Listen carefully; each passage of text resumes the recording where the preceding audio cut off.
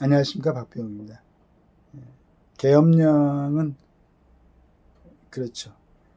이게 이제 어떻게 보면 일반적인 통상적인 상황이 아닐 때 군 통수권자가 일반적으로 이제 뭐 법원이라든가 행정기관에서 담당했던 그런 부분을 갖다가 군인들이 나서서 그걸 갖다 질서를 잡고 필요의 상황에 따라서는 뭐 군사 재편에 해부도 하고 일정 사람들의 어떤 이제 직무 수행을 정지를 시키고 그런 부분이 있죠.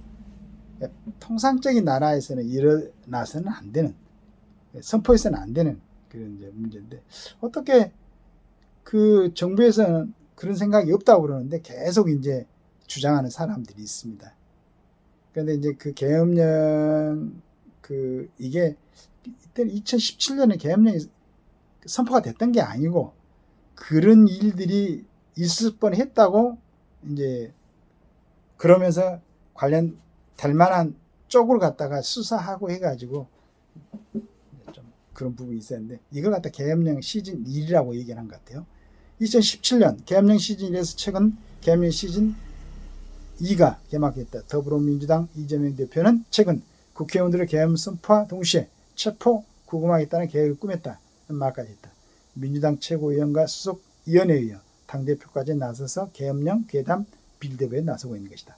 계엄령 시즌을 돌아보자 문재인 정부는 2017년 박근혜 대통령 탄핵 국면에서 기무사가 계엄 검토 문건을 작성한 사실이 밝혀졌다면서 전방위적 수사에 들어갔다. 민군 합동으로 검사 30여 명으로 구성된 합동수사단이 104일간 전행직 군 주요 지휘자 200명을 조사했다.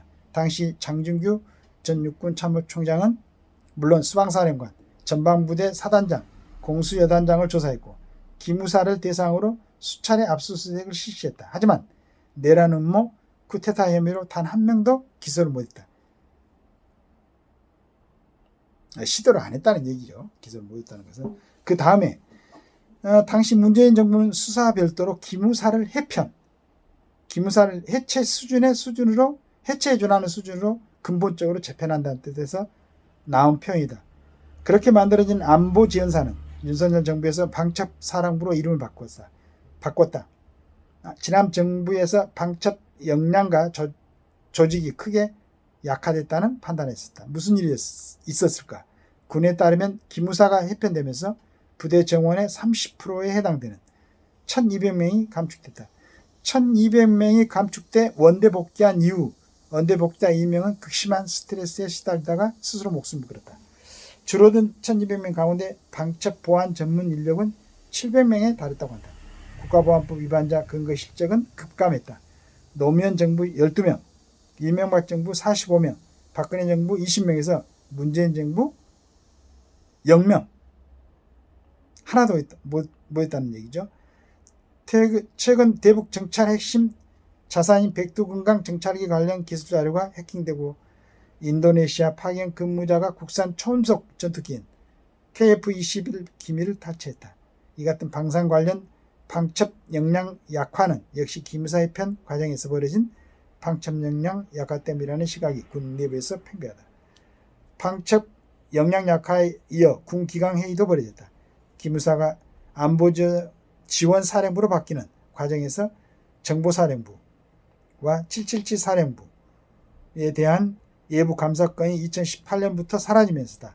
당시 장관 지시로 기무사를 축소하면서 이 부대들에 대한 감사권을 제한했다고 한다. 예부 감사를 받지 않게 된 정보사령부와 777 사령부에서는 사건 사고가 이어졌다.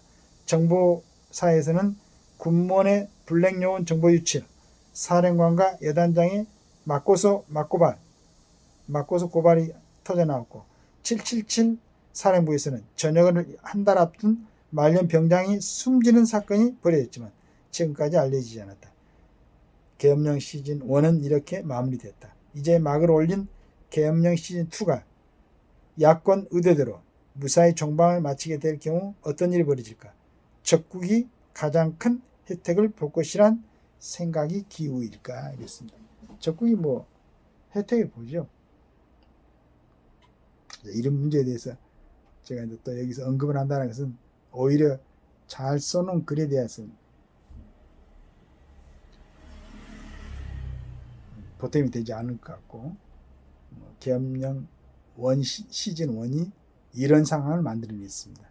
이걸 기억을 하고 계엄령 이 부분에서 정부에서도 하지도 않을 거고, 또 해도 요즘은 뭐 야당 민주당을 주도해 갖고 192명 아닙니까? 반대하면 바로 이제 해제시켜야 되니까 국민들이 굉장히 또 혼란스러워하고 우려하고 이런 부분이 있는데, 이런 게 일어나지 않도록 필요 없는 그런 얘기들은 하지 말고 지금 국가와 국민들 위해서 애쓰는 그런 정치인들이 되시기를 기대합니다.